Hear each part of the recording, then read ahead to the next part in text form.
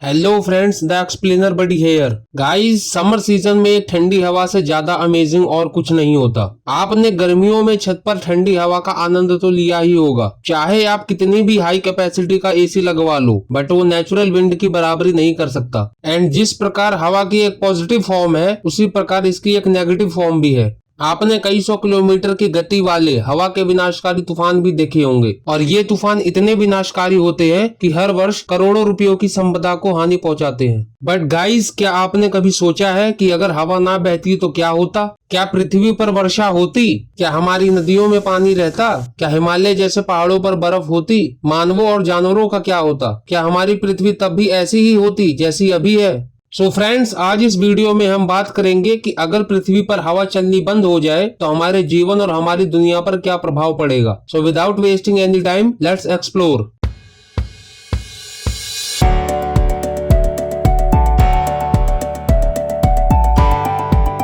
So friends, हवा के ना चलने से होने वाले प्रभावों को जानने से पहले हम बात कर लेते हैं कि हवा वास्तव में बहती क्यों है। जैसा कि हम सब जानते हैं कि पृथ्वी पर एनर्जी का सबसे बड़ा सोर्स है सूरज।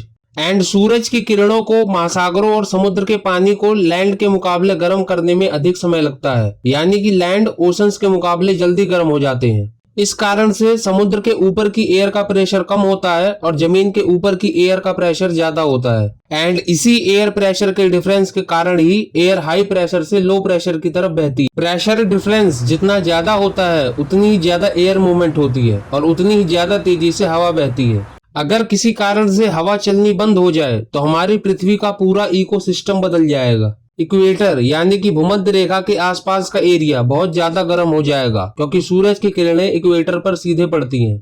और पोल्स बहुत ज्यादा ठंडे हो जाएंगे, क्योंकि सूरज की किरणें पोल्स पर सीधे नहीं पड़ती।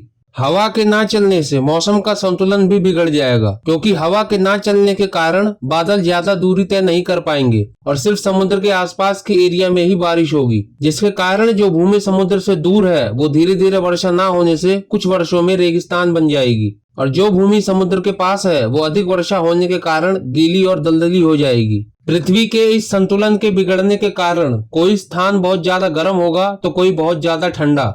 किसी एरिया में बहुत ज्यादा बारिश होगी तो किसी एरिया में सूखा पड़ जाएगा। इस बिगड़े हुए इकोसिस्टम के कारण लोग बड़ी संख्या में पलायन करेंगे। लोग अत्यधिक गर्म इक्वेटर और अत्यधिक ठंडे पोल से किसी अनुकूल स्थान पर जाना स्टार्ट कर देंगे। इस पलायन के कारण समुद्र के आसपास के एरिया में लोगों की जनसंख्या बढ़ जाएगी और लोग भारत के समुद्री राज्यों जैसे गुजरात, महाराष्ट्र, आंध्र प्रदेश, उड़ीसा और तमिलनाडु के समुद्री तटों के आसपास रहना शुरू कर देंगे।